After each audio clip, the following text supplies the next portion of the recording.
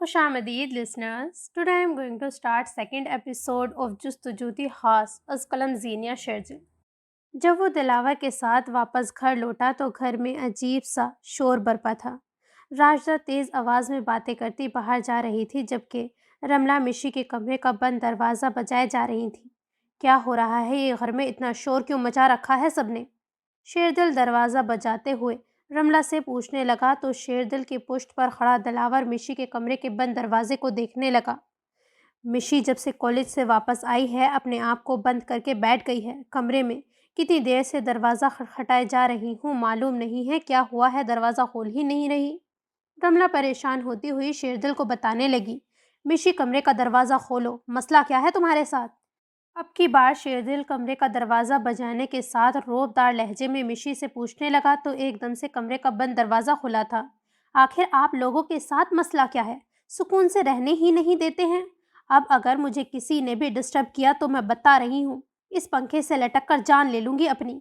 مشی نے دروازہ کھولتے ہی دھمکی دی اور اس سے پہلے کوئی کچھ بولتا وہ دوبارہ دروازہ بند کر چکی تھی، جس پر شیردل غصے میں رملہ کا پریشان چہرہ دیکھتا ہوا بولا، یہ سب آپ کے سر چڑھانے کا نتیجہ ہے جو یہ اتنی بدتمیز ہو چکی ہے۔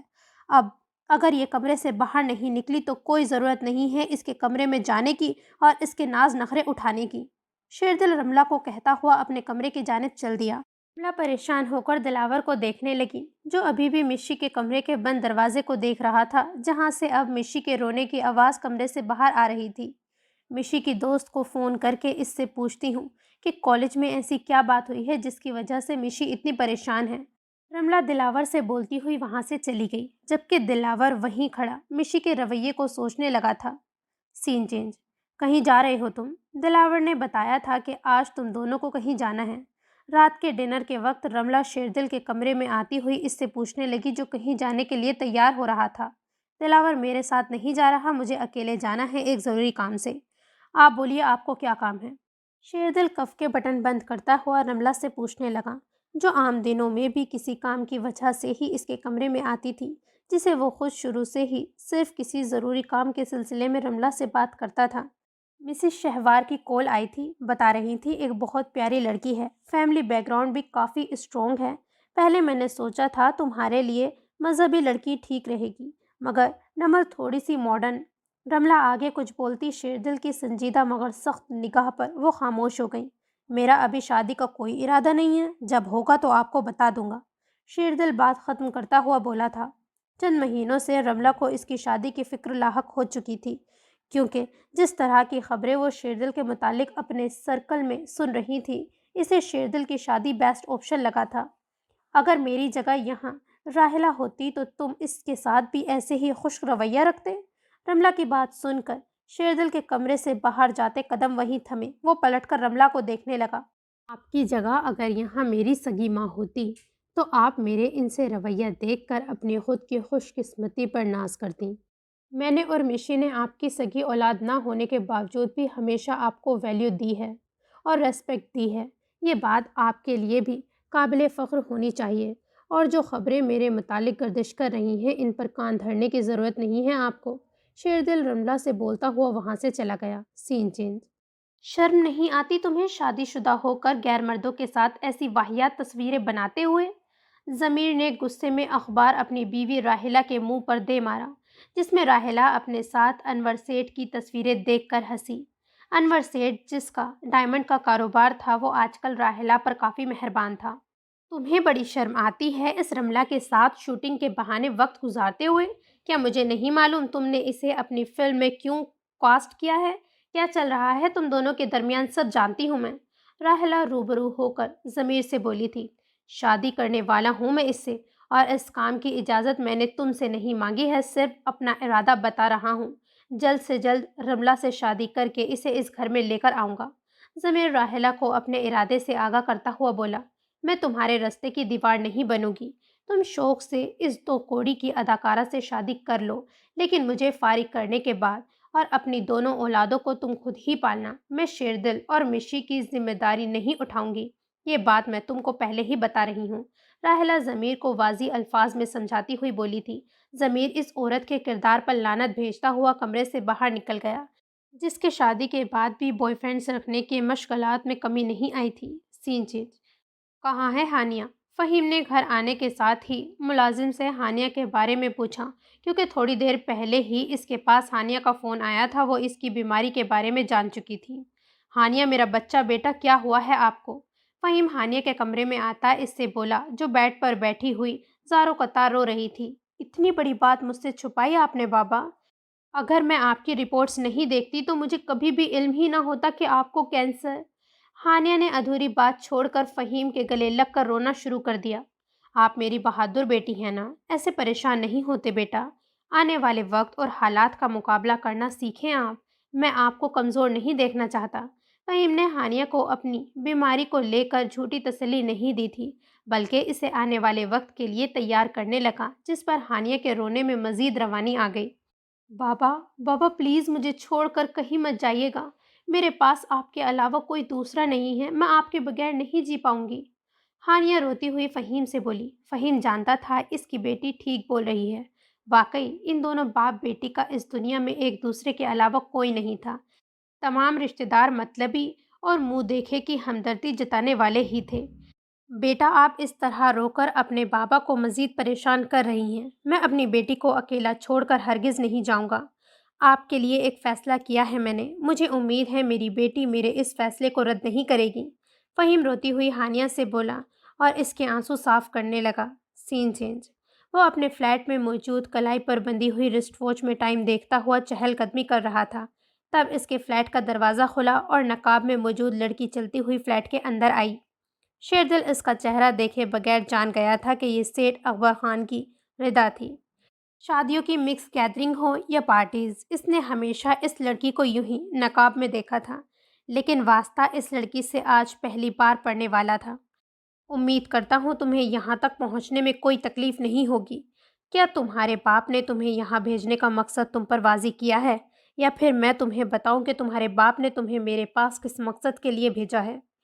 شیردل ردا کی جانب قدم بڑھاتا ہوا اس کی سرخ آنکھوں میں دیکھتا ہوا ردا سے پوچھنے لگا، جن کی لالی نقاب سے واضح نظر آ رہی تھی۔ مجھے اپنے باپ کے کیریکٹر اور عادتوں کا بھی علم ہے اور تمہارے کردار سے بھی میں اچھی طرح واقف ہوں۔ ردا نے بولنا شروع کیا تو اس کے لہجے میں حقارت ہی حقارت تھی، وہی حقارت جو اس وقت اس کی آنکھوں سے واضح جھلک رہی تھی۔ کیا جانتی ہو تم میرے کردار کے بارے میں؟ تمہیں کیا لگتا ہے میں تم جیسی لڑکی کو اپنے منہ لگانے کے قابل سمجھتا ہوں؟ ردا کی بات پر شیردل بھڑکتا ہوا اس سے بولا تھا۔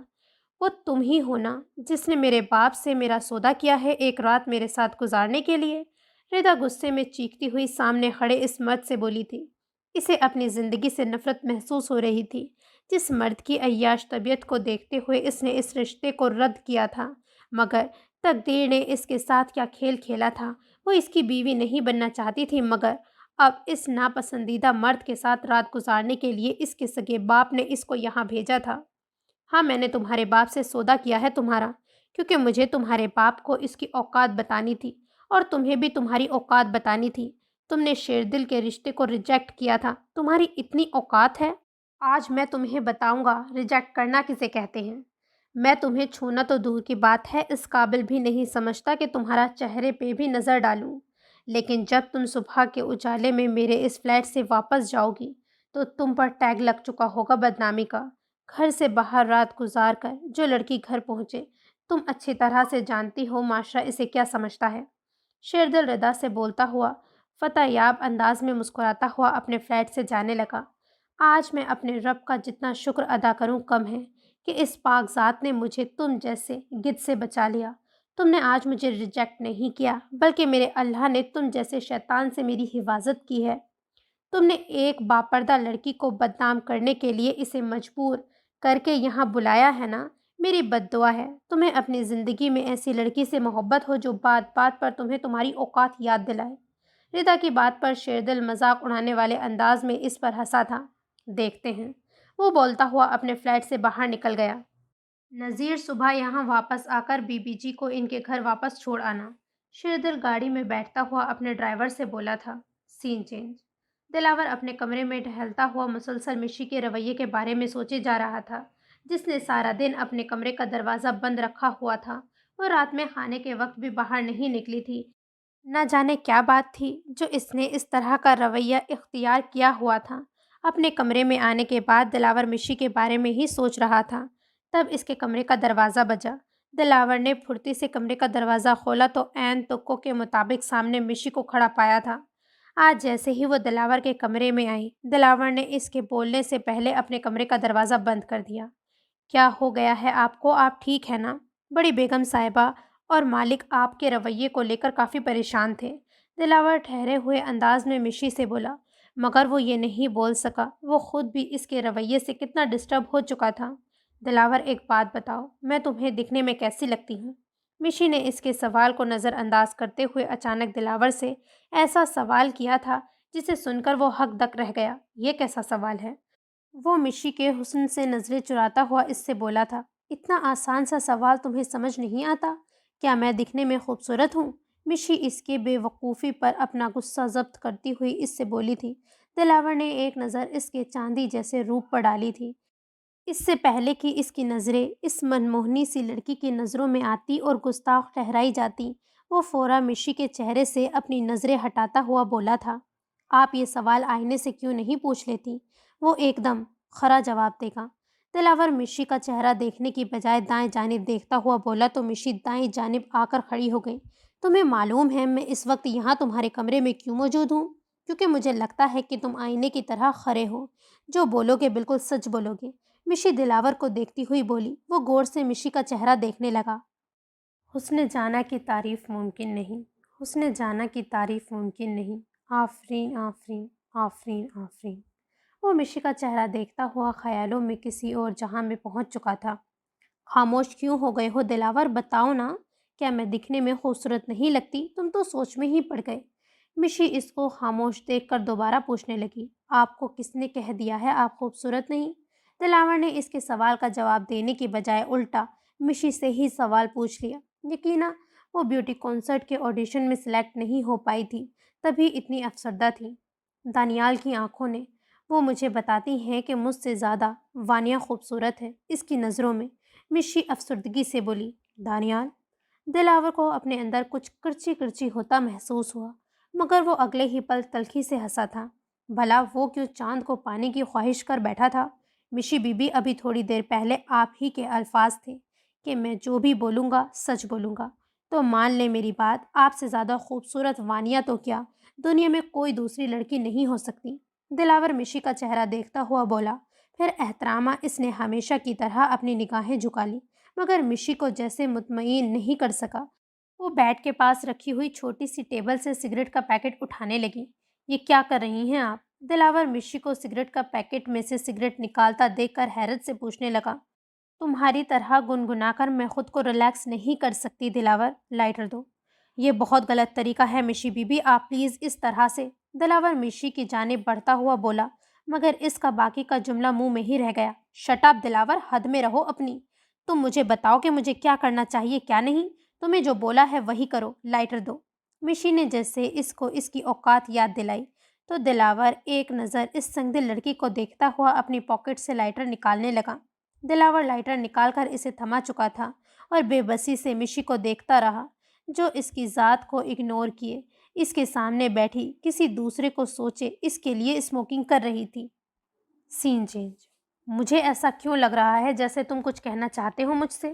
شیردل اپنے برابر میں خاموش بیٹھے ڈرائیو کرتے ہوئے دلاور سے بولا تھا۔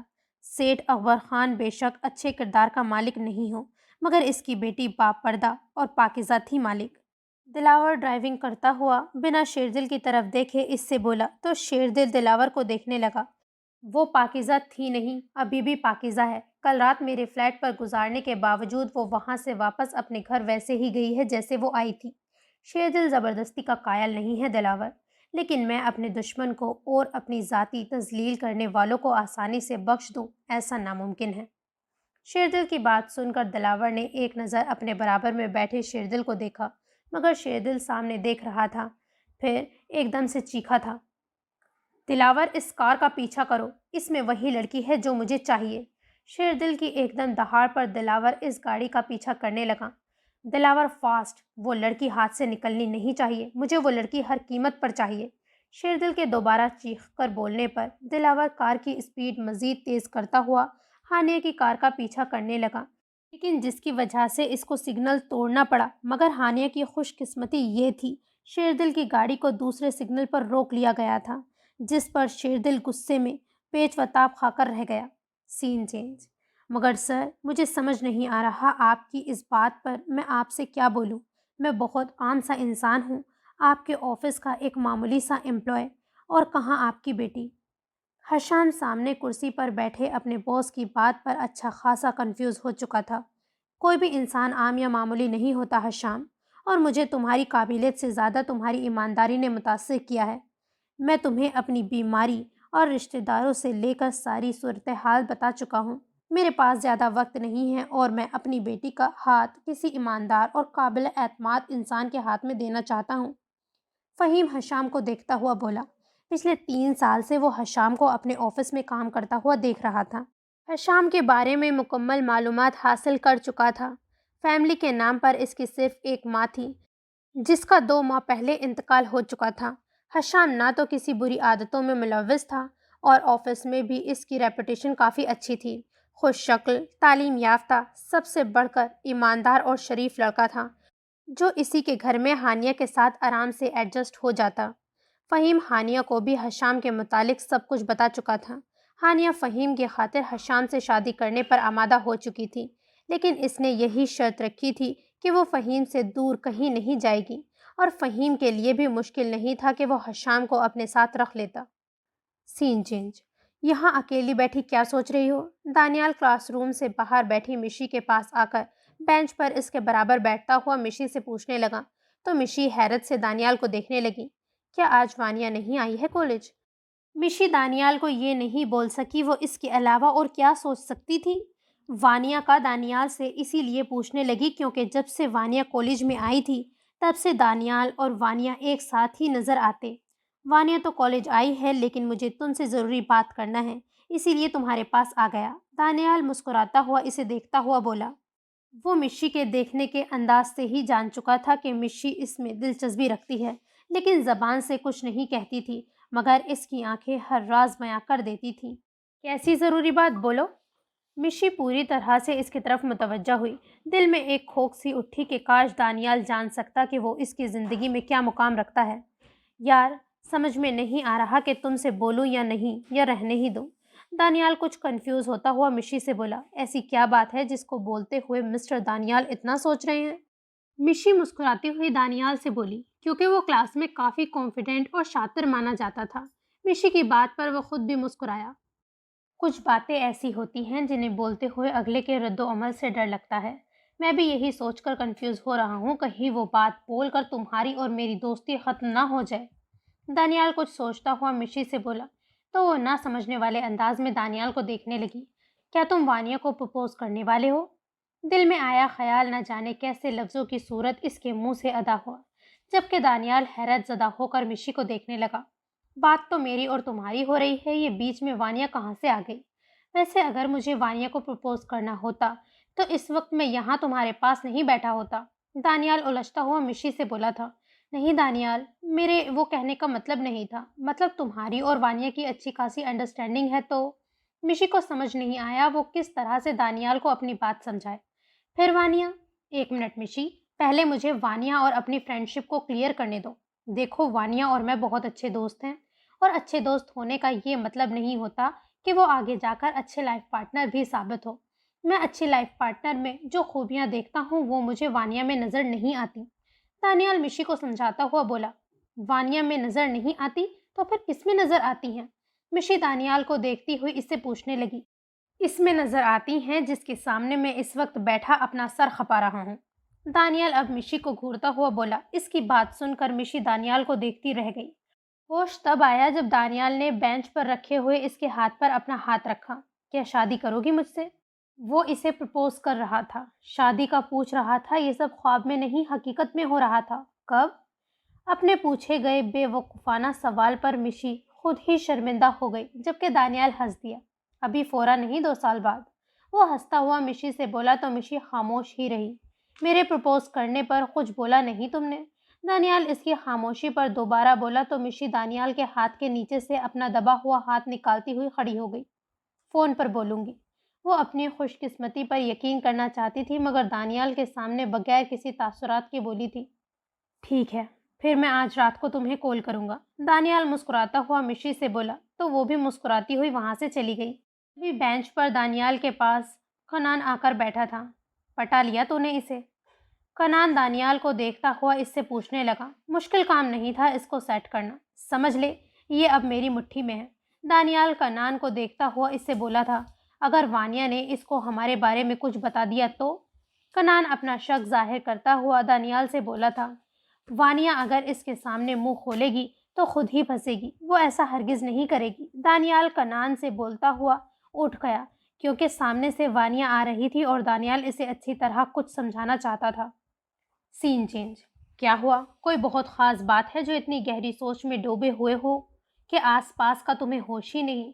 رات کے وقت دلاور گھر کے لون میں بیٹھا ہوا مشی کے بارے میں سوچ رہا تھا، تب اچانک شیردل وہاں چلا آیا اور دلاور سے پوچھنے لگا۔ دلاور اس کو دیکھ کر ہوش میں آتا ہوا جلدی سے کرسی سے اٹھنے لگا۔ بیٹھے رہو۔ شیردل دلاور کو بولتا ہوا خود بھی دوسری کرسی پر بیٹھ چکا تھا۔ شیردل نے کبھی اس کے سامنے ملازموں جیسا سلوک نہیں کیا تھا مگر دلاور نے اپنی حیثیت پہلے دن سے ہی اپنے ذہن میں رکھ کر اس کے پاس نوکری کی تھی۔ شیردل کی بات پر وہ کرسی پر بیٹھا رہا اور شیردل سے بولا تھا، خالی ذہن ہو پھر سوچیں تو آتی جاتی رہتی ہیں مالک۔ کچھ سوچیں ایسی بھی ہوتی ہیں جن کو سوچتے ہوئے اپنے آس پاس کا ہوش ہی نہیں رہتا، نہ ہی خود پر اختیار رہتا ہے، دل کرتا ہے بس ان سوچوں میں کھوئے رہو۔ دلاور کی بات پر شیردل نے مانی خیز مسکراہٹ سے اس کی طرف دیکھا تھا۔ یہ علامت تو خطرے کی گھنٹی دے رہی ہے دلاور، کہیں تم عشق و عاشقی کے چکر میں تو نہیں پڑ گئے؟ بہت برا روگ ہوتا ہے یہ، دیمک کی طرح انسان کو اندر سے اندر چاٹ جاتا ہے۔ اگر اپنے محبوب تک رسائی ممکن نہ ہو تو انسان کہیں کا نہیں رہتا، سوچ سمجھ کر اس چکر میں پڑنا میرے دوست۔ شیردل اسے مشورہ دیتا ہوا بولا اور لائٹر سے سگریٹ جلا کر۔ شیردل کی بات پر دلاور تلخی سے مسکرایا تھا۔ کون کافر چاہتا ہے کہ وہ کسی موذی مرض میں مبتلا ہو جائے یا کوئی روگ اسے لاحق ہو جائے جس کے بعد وہ کسی کام کا نہ رہے؟ یہ جذبہ ہی ایسا ہے کہ کب انسان کو اپنے رنگ میں رنگ لے بندے کو معلوم ہی نہیں ہوتا۔ لیکن دلاور نے شروع میں ہی اپنے دل کو لگامیں ڈال دی ہیں مالک۔ دلاور بے شک حیثیت میں معمولی انسان ہو مگر اندر سے بہت سخت دل ہے، اپنی سوچوں کو اور اپنے جذبات کو قابو میں رکھنا اچھی طرح جانتا ہے۔ دلاور شیردل کو بولتا ہوا اپنے ذہن سے مشی کی سوچوں کو جھٹکنے لگا۔ ویسے بھی جہاں رسائی ناممکن ہو اس کو سوچنا کیا؟ دلاور اپنے دل کو سمجھانے لگا۔ دلاور تم نے اپنی تعلیم کیوں ادھوری چھوڑ دی تھی؟ اگر آج تمہاری تعلیم مکمل ہوتی تو تمہیں میری یا کسی دوسرے کی غلامی نہیں کرنی پڑتی، میرا مطلب۔ شیردل بات کا رخ بدلتا ہوا دلاور سے بولا، آپ کا مطلب میں اچھی طرح سمجھ گیا ہوں مالک، مگر وقت اور حالات کبھی بھی انسان کے ایک جیسے نہیں رہتے۔ بابا سائی کو اپنی زمینوں سے بہت محبت تھی، جو ماروی بڑی بہن کی شادی اور ماجی کی بیماری کے بعد انہیں گروی رکھنا پڑی۔ ان زمینوں کے ہی چکر میں میرے بڑے بھائی کا خون ہو گیا۔ سگے چاچا نے زمینوں کی لالچ میں میری بڑی بہن کو اپنے گھر کی بہو بنایا تھا۔ اپنی زمینوں کا آدھا سے زیادہ حصہ بابا سائی کو ماروی کے شوہر کے نام کرنا پڑا۔ ماجی اور بڑے بھائی کی دنیا سے جانے کے بعد بابا سائی نے بھی زندگی کی خوشیوں سے منہ موڑ لیا، وہ صرف زرنش اور میرے لیے ہی زندہ ہیں۔ دلاور کی بات سن کر شیردل خاموش ہو گیا۔ یہ سارے وہ حالات تھے جو شیردل پہلے سے جانتا تھا، جسے دلاور سے اس کا ماضی اور بچپن کچھ ڈھکا چھپا نہیں تھا۔ شیردل نے شروع میں دلاور کی مدد بھی کرنی چاہی مگر دلاور کی خودداری نے اسے اجازت نہیں دی کہ وہ شیردل سے مدد لیتا۔ میں نے کبھی بھی تمہیں کمتر یا اپنا ملازم نہیں سمجھا دلاور، تم ان لوگوں میں سے ہو جن کو میں نے اپنی زندگی میں اہمیت دی تھی، جو میری نظر میں خاص ہیں، یہاں تک کہ میرے سگے والدین کو بھی یہ مقام حاصل نہیں ہے۔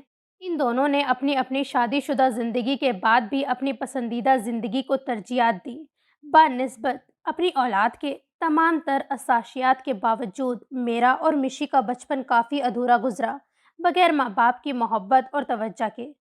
سمجھ نہیں آتا ان محرومیوں کا بدلہ کس سے لوں، مرے ہوئے باپ سے یا پھر اس سگی ماں سے جس کو آج بھی مجھ سے، مشی کی ذات سے کوئی سروکار نہیں۔ شیردل تلخی سے بولتا ہوا سگریٹ کا ٹکڑا ہوا میں اچھال کے نیچے پھینک چکا تھا، جس کے بعد ان دونوں کے درمیان خاموشی حائل ہو گئی، جسے توڑتا ہوا شیردل دلاور سے بولا تھا، دلاور مجھے کیسے بھی کر کے وہ لڑکی چاہیے۔ شیردل پرسکون انداز میں دلاور سے بولا تو دلاور نے چونک کر اسے دیکھا۔ وہی لڑکی جس کی گاڑی کا پیچھا کرنے کے باوجود اس کا معلوم نہیں ہو سکا؟ دلاور شیردل سے پوچھنے لگا۔ ایسا پہلی بار تھا جب اس کا مالک کسی لڑکی کو ذہن میں رکھے بیٹھا تھا۔ بالکل وہی لڑکی۔ جب تک میں اپنے گال پر پڑنے والے تھپڑ کا اس سے بدلہ نہ لے لوں تب تک اس کا چہرہ میری سوچوں میں آ کر مجھے غصہ دلاتا رہے گا۔ شیردل دلاور سے بولتا ہوا کرسی سے اٹھ گیا تھا۔ اگلے ہفتے کے بعد ہمیں بزنس ڈیل کے سلسلے میں ملیشیا جانا ہے۔ اگر تمہیں گاؤں جانا ہے تو کل جا کر اپنے بابا سائی اور بہن سے مل آؤ۔ شیردل دلاور سے بولتا ہوا وہاں سے چلا گیا، جبکہ دلاور وہیں بیٹھا مشی کے کمرے کی جلتی ہوئی لائٹ کو دیکھنے لگا۔ سین چینج۔ وہ دلہن کے لباس میں تیار بیڈ پر بیٹھی ہوئی حشام کی آمد کا انتظار کر رہی تھی۔ فہیم کی خوشی کی خاطر اس نے حشام سے نکاح کر کے اپنا آپ اس کے نام کر دیا تھا۔ تھوڑی دیر بعد کمرے کا دروازہ کھلا تو حشام کمرے کے اندر داخل ہوا۔ قدموں کی آہٹ پر ہانیہ سر اٹھا کر حشام کو دیکھنے لگی۔ آج آپ کو دیکھ کر مجھے اپنی خوش قسمتی پر یقین آ چکا ہے، ورنہ کل تک مجھے لگتا تھا کہ میری زندگی یوں ہی بے مقصد گزر جائے گی۔ حشام بیڈ پر ہانیہ کے قریب بیٹھتا ہوا اس سے بولا، اور اس کا مہندی لگا ہوا ہاتھ اپنے ہاتھ میں لے کر اس سے پہلے وہ ہانیہ کا ہاتھ اپنے ہونٹوں تک لے جاتا ہانیہ بے ساختہ اس سے اپنا ہاتھ چھڑا گئی۔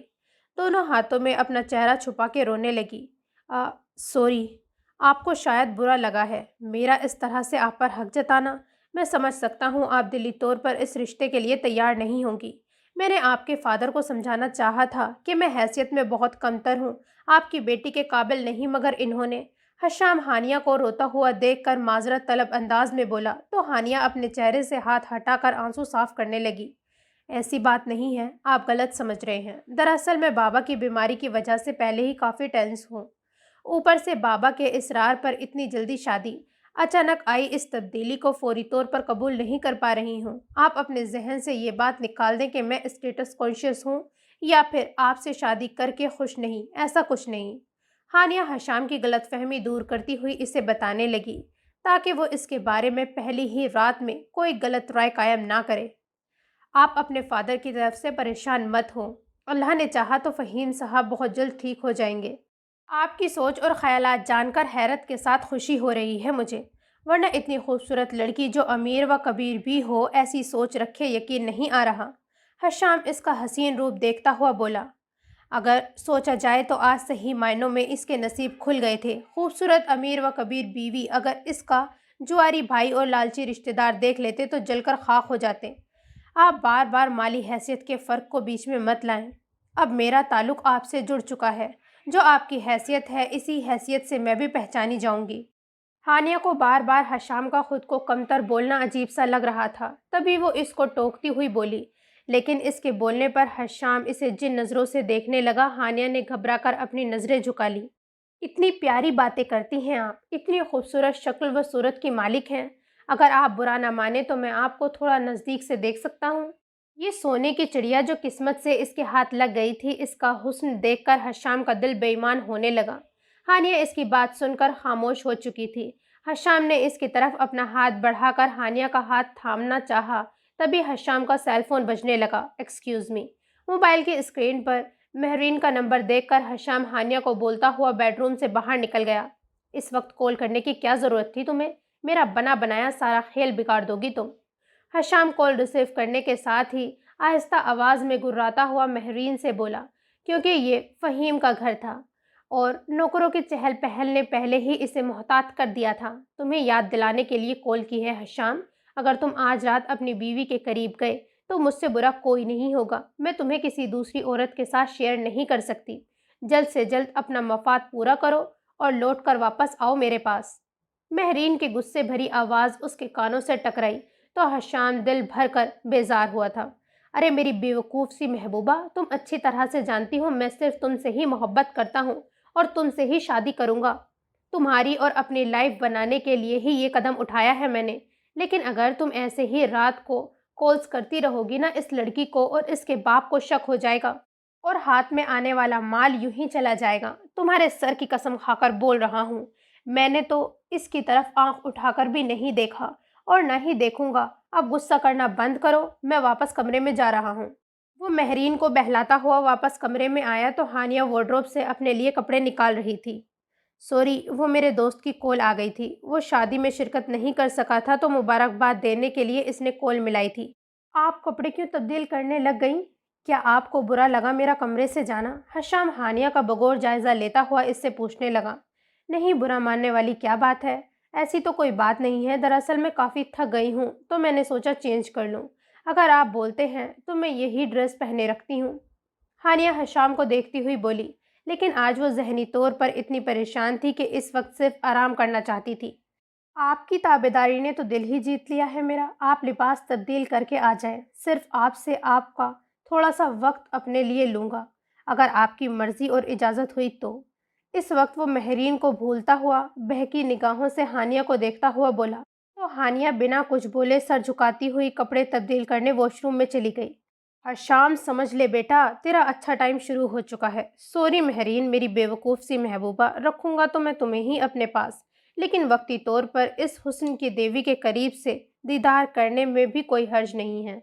कौन सा तुम्हें कुछ मालूम हो जाएगा कि तुम्हारा हशाम असल में कितना बड़ा कमीना है। हशाम बोलता हुआ नर्म से बिस्तर पर जाकर लेट गया तो हानिया कपड़े तब्दील करके वापस आई। सादा से कमीज शलवार में वो बिना कोई मेकअप के और भी ज़्यादा हसीन लग रही थी। एक दफ़ा में तो दिल भी नहीं भरेगा। लग रहा है थोड़ा अरसा मज़ीद ड्रामा करना पड़ेगा घर दामाद बनने का। हशाम बहकी बहकी निगाहों से हानिया के रूप को देखता हुआ दिल ही दिल में सोचने लगा। हानिया जो इसकी निगाहों से बेहद कंफ्यूज हो रही थी, इसके दिल की अजीब सी कैफियत होने लगी। न जाने क्यों आज इसका दिल बुरी तरह से घबरा रहा था। आप रुक क्यों गई? यहाँ आ जाएं। हशाम बेड से उठकर हानिया के पास आता हुआ इसे बोला। वो इसके करीब आया तो अचानक कमरे का दरवाज़ा ज़ोर से बजने लगा। हानिया जो पहले ही घबराई हुई थी, बेसाख्ता इसने आगे बढ़कर दरवाज़ा खोला था। फ़हीम साहब की तबीयत अचानक से ख़राब हो गई है। अभी इन्हें खून की इतनी उल्टियाँ हुई हैं, वो काफ़ी निढाल से लग रहे हैं। मुलाजिम घबराता हुआ हानिया से बोला, बाबा। हानिया बिना हशाम की तरफ देखे फ़हीम को पुकारती हुई कमरे से भागी थी। मजबूरा हशाम को भी इसके पीछे फ़हीम के कमरे में जाना पड़ा। Scene change. कहाँ गया है शेर बताए बगैर? कितने गुस्से में था। तुम्हें भी साथ लेकर नहीं गया? फ़ोन करके पूछो दिलावर कहाँ है वो, मेरा तो दिल होले जा रहा है। हॉल में चक्कर काटती रमला दिलावर से बोली थी, जो वहीं खड़ा था। रमला की बात पर वो दोबारा शेरदिल को कॉल मिलाने लगा। घंटा भर पहले वो अच्छा खासा घर में मौजूद था, मगर अचानक शेरदिल के मोबाइल पर किसी की कॉल आई थी, जिसके बाद वो गुस्से में भरा हुआ बगैर किसी को कुछ बताए या दिलावर को अपने साथ लिए घर से निकल गया था। मालिक कॉल नहीं उठा रहे हैं, आप परेशान मत हो, मैं जाकर खुद मालूम करके आता हूँ।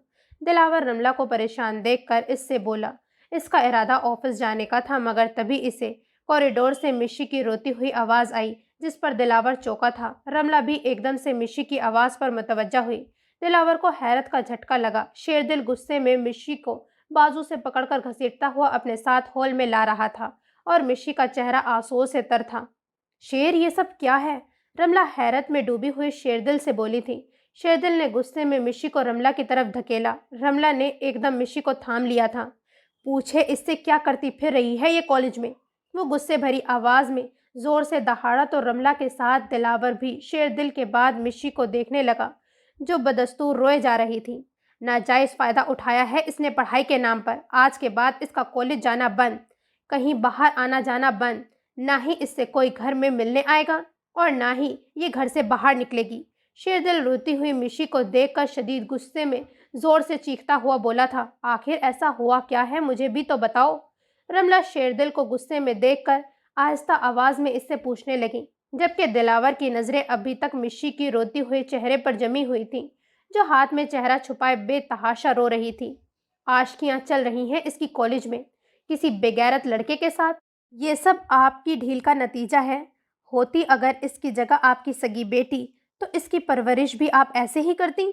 शेरदिल के ताने पर जहाँ रमला का दिल छलनी होकर रह गया, वहीं आशिकी की बात पर दिलावर जब्त करता रह गया। जबकि मिशी रोती हुई एकदम अपने चेहरे से हाथ हटाकर बोली थी, वो बेगैरत नहीं है, मोहब्बत करता है मुझसे, शादी करेगा मेरे साथ। जैसे ही मिशी निडर अंदाज में बोली, शेरदिल आग बगूला होता हुआ मिशी की तरफ बढ़ा। इससे पहले इसके हाथ का करारा थप्पड़ मिशी के गाल पर पड़ता रमला बीच में आ गई।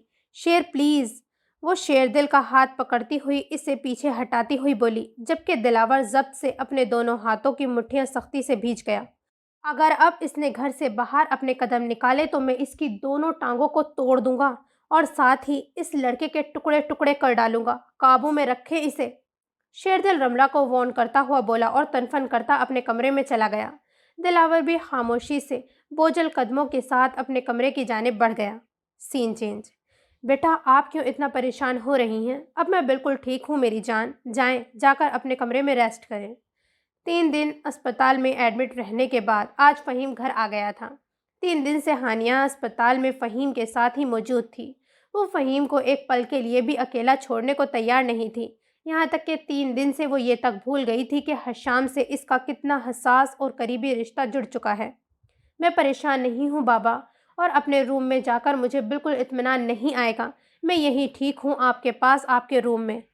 इसे अंदर से अनजाना सा खदशा घेरे हुए था कि इसका बाप इसे अकेले छोड़कर ना चला जाए। इसीलिए वो फ़हीम को अपनी निगाहों से ओझल नहीं करना चाहती थी।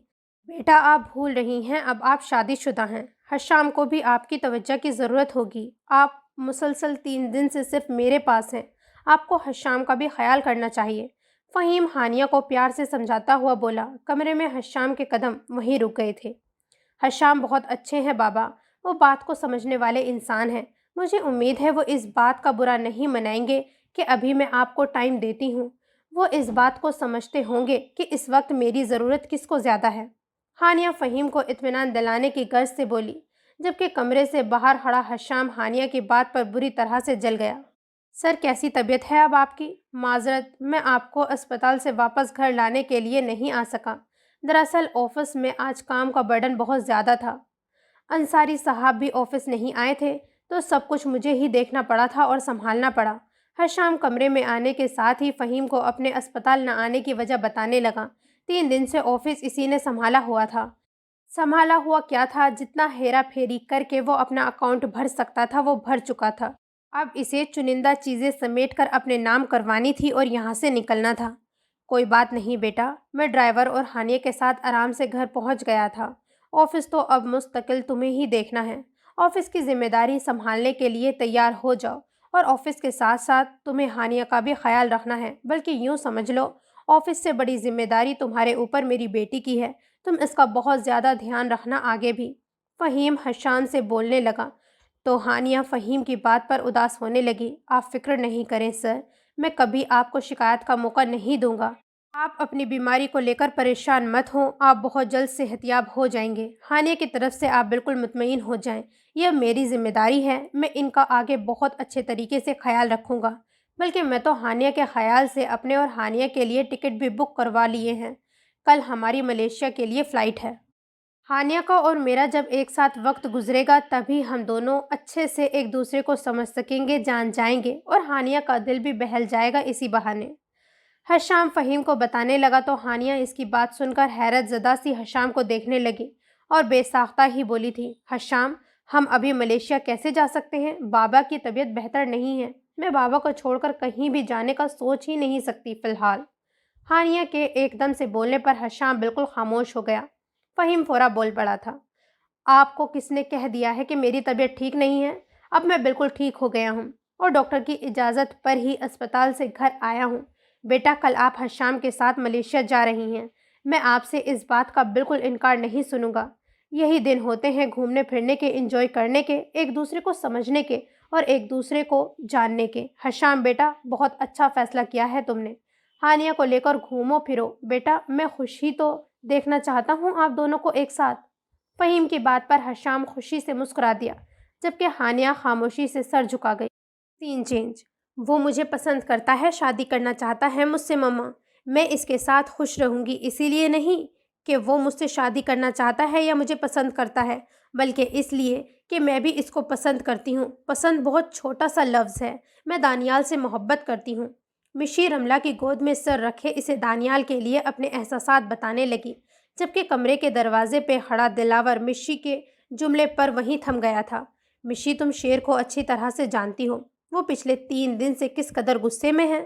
اگر اس نے تمہارے منہ سے اس لڑکے کا نام دوبارہ سن لیا، یہ تم بھی جانتی ہو گھر میں کتنا بڑا طوفان برپا ہو جائے گا۔ پلیز بھول جاؤ اس لڑکے کو۔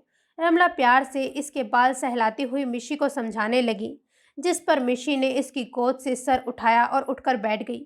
کیسے بھول جاؤں اس کو جس سے محبت کی جاتی ہے؟ ان کو بھول جانا آسان ہوتا ہے؟ آپ بھائی کے غصے سے مجھے ڈرا کر اپنی محبت سے دستبردار ہونے کا کہہ رہی ہیں۔ کیا اگر میری جگہ یہاں آپ کی سگی بیٹی ہانیہ ہوتی تو کیا آپ اسے بھی ایسے ہی بولتی کہ اپنے دل کو مار لو، اپنی خوشیوں کو قربان کر ڈالو؟ مشی روتی ہوئی رملہ سے بولی، جبکہ رملہ افسوس سے مشی کو دیکھنے کے بعد دروازے پر کھڑے دلاور کو دیکھنے لگی، جو نہ جانے کس کام سے اس کے کمرے میں آیا تھا اور اب سرخ آنکھیں لیے خاموشی سے مشی کی باتیں سن رہا تھا۔ رملہ کو دروازے کی جانب دیکھتا پا کر مشی بھی مڑ کر دروازے پر دیکھنے لگی۔ دلاور کو کھڑا دیکھ کر اس سے غصہ آنے لگا۔ وہ شدید غصے میں بیڈ سے اتر کر چلتی ہوئی دلاور کے پاس آئی۔ کیا سن رہے ہو یہاں کھڑے ہو کر؟ تمہیں نے بتایا ہے نا بھائی کو دانیال کے بارے میں؟ اب بہت مزہ آ رہا ہوگا نا تمہیں مجھے روتا ہوا اور بے بس دیکھ کر کہ تم پر حکم چلانے والی آج خود اپنی محبت کے لیے چیختی ہوئی اپنی محبت کی فریادیں کر رہی ہے۔ خوش ہو جاؤ تم اور یہاں سے جا کر بھائی کو بتاؤ ساری بات، لیکن ایک بات میری یاد رکھنا، میں دانیال سے محبت کرتی ہوں اور شادی کروں گی تو صرف اسی سے۔ کیوں چپ کھڑے ہو؟ جاؤ یہاں سے، چلے جاؤ۔ مشی نے غصے میں دلاور کے سر پر کھڑے ہو کر نہ صرف اس کو باتیں سنائیں بلکہ آخری جملے پر اس کے سینے پر اپنے دونوں ہاتھوں سے پیچھے دھکیل کر دروازہ بھی بند کر ڈالا۔ مشی کیا ہو گیا ہے تمہیں بیٹا؟ خود کو سنبھالو، اس طرح خود کو کیوں تکلیف دے رہی ہو؟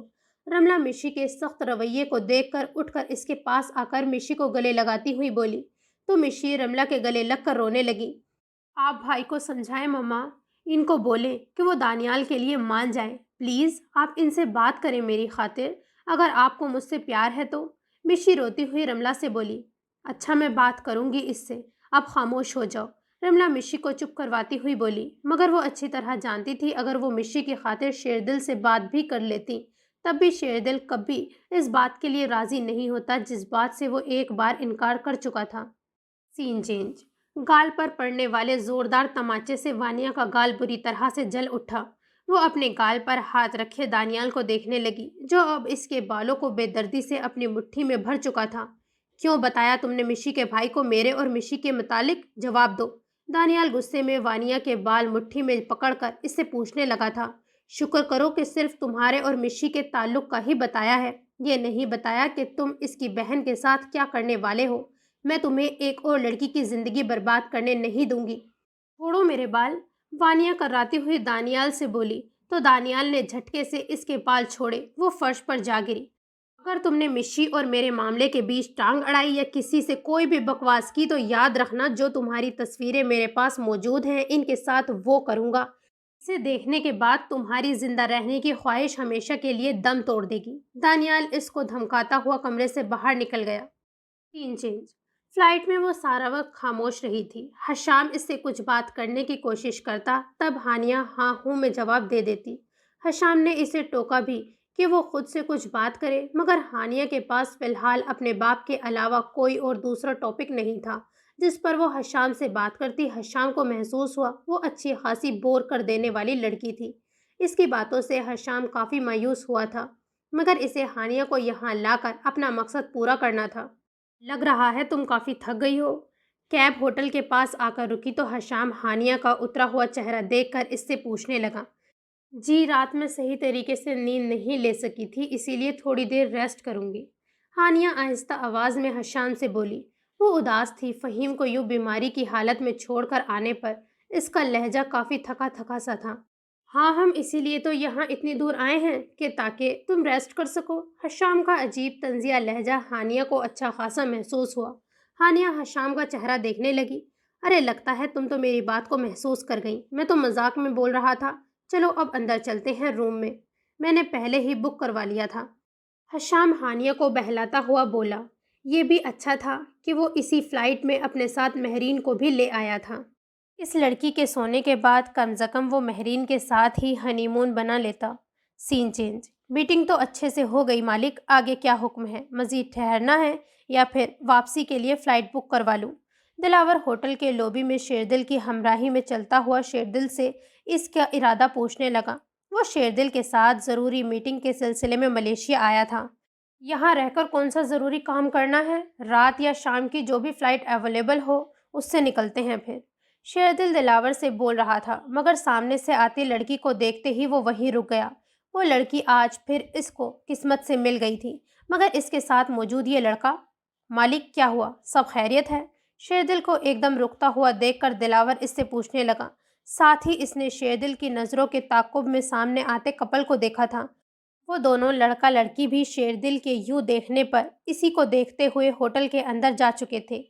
ये लड़की दिलावर, ये वही लड़की है मुझे जिसकी तलाश थी। सुनो, ये लड़की मुझे चाहिए किसी भी कीमत पर। शेरदिल दिलावर को देखता हुआ बोला तो दिलावर इसे ना समझने वाले अंदाज में देखने लगा।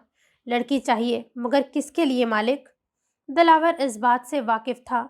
महीने 2 महीने बाद किसी ऐसे ही ट्रिप पर शेरदिल की ऐसी डिमांड होती थी, मगर शेरदिल ने ऐसी डिमांड आज तक किसी शादीशुदा लड़की के लिए नहीं की थी, ना ही किसी मजबूर लड़की का फ़ायदा उठाया था। और ये लड़का लड़की देखने से ही नया शादीशुदा जोड़ा लग रहा था। लड़की किस लिए चाहिए होती है दिलावर, क्या तुम्हें बताना पड़ेगा? दिलावर के पूछे गए अजीब से सवाल पर शेरदिल जताती हुई नज़रों से इसे जवाब देता पूछने लगा। मेरा मतलब था मालिक, वो लड़की वैसी नहीं लग रही, शादीशुदा लग रही है। दिलावर हानिया के हाथों पर लगी हुई मेहंदी और इसके साथ हशाम को देखता हुआ अपने अंदाजे से शेरदिल से बोला था। वो लड़की वैसी हो या ना हो, शादीशुदा हो या गैर शादीशुदा, दिलावर ये लड़की मुझे एक रात के लिए चाहिए। जाओ, इसके शोहर से बात करो और हम आज पाकिस्तान वापस नहीं जा रहे। शेरदिल दिलावर को हुक्म देता हुआ वहाँ से चला गया, जबकि दिलावर वहीं खड़ा हैरत ज़दा सा शेरदिल की बात को सोचने लगा। Scene change. कौन था वो आदमी? कैसी अजीब सी नज़रों से देख रहा था तुम्हें? क्या तुमको जानता है वो पहले से? होटल के रूम के अंदर आते ही हशाम हानिया से पूछने लगा। मुझे नहीं मालूम हशाम, वो कौन था और इस तरह क्यों देख रहा था मुझे? मैं इसको नहीं जानती। हानिया वहाँ शेरदिल को देखते ही पहचान चुकी थी, लेकिन वो हशाम को इसके मुतालिक क्या बताती? ये बात तो इसने फ़हीम को भी नहीं बताई थी, इसीलिए शेरदिल को पहचानने से इनकार करती हुई बोली थी। हाँ छोड़ो, दफ़ा करो, होगा कोई। ऐसा करो, तुम थोड़ी देर रेस्ट कर लो। यहाँ मेरा एक दोस्त भी आया हुआ है, मैं इससे मिलके आ जाता हूँ। हशाम ने हानिया से इसीलिए दूसरा कोई सवाल नहीं किया, कहीं हानिया उसको शकी मिजाज ना समझे। और वैसे भी महरीन इस होटल के दूसरे कमरे में मौजूद थी। अगर हशाम इसके पास फौरी तौर पर नहीं जाता तो महरीन की कॉल हशाम के पास आने लग जाती, इसीलिए वो हानिया को आराम का बोलता हुआ महरीन के पास जाने का इरादा करने लगा। हशाम, मेरे रेस्ट करने पर आप नाराज़ तो नहीं हैं? अगर आप चाहते हैं कि मैं आपके साथ वक्त गुजारूं, बातें करूं तो ठीक है, रेस्ट मैं बाद में कर लूँगी। हानिया हशाम की नाराज़गी के ख्याल से अपने हाथों की उंगलियां आपस में मरोड़ती हुई इससे बोली थी। हशाम, इसकी इस मासूम सी अदा, तुम ज़ाहिरी तौर पर खूबसूरत होने के साथ साथ एक खूबसूरत दिल की भी मालिक हो। नाराज़ नहीं हूँ मैं तुमसे। तुम अभी रेस्ट कर लो, रात में हम दोनों एक साथ ढेर सारा वक्त गुजारेंगे। हशाम के बोलने पर हानिया नज़रें झुका गई। तब हशाम को कुछ याद आया, वो फ़ौरा इससे बोला, अरे हाँ यार, एक काम तो मैं भूल ही गया। हशाम कुछ याद करता हुआ बेतकल्लुफ़ी से इससे बोला और अपने बैग से एक फ़ाइल निकालने लगा। जाते जाते ये फ़ाइल सर ने दी थी। तुम्हारे साइन चाहिए थे इन पेपर्स पर। तुम इन पेपर्स पर जल्दी से साइन कर दो ताकि मैं आज ही ये ज़रूरी डॉक्यूमेंट्स वापस भेज दूँ। हशाम फ़ाइल और पेन हानिया की तरफ बढ़ाता हुआ बोला। हानिया बहुत सारे सवालात जहन में आने के बावजूद खामोशी से पेपर्स पर साइन करने लगी। वो अपने और हशाम के रिश्ते में एतबार का रिश्ता ताउम्र कायम रखना चाहती थी, जबकि हानिया को इतने आराम से पेपर साइन करता हुआ देखकर हशाम के चेहरे पर शातिराना मुस्कुराहट रक्स करने लगी। अब तुम आराम से आराम करो, मैं तुम्हें अभी बिल्कुल डिस्टर्ब नहीं करूँगा, हशाम हानिया से फ़ाइल लेता हुआ बोला। इसने आगे बढ़कर हानिया के माथे पर बोसा देना चाहा, तभी कमरे का दरवाज़ा नोक हुआ। आपको रूम नंबर 509 में शेरदिल साहब ने बुलवाया है सर। वेटर हशाम के लिए पैगाम लाता हुआ इससे बोला, जिसे सुनकर हशाम हानिया को कुछ बोले बगैर वहाँ से चला गया। So this is the end of this episode. Don't forget to like, subscribe and comment. खुदा हाफिज़।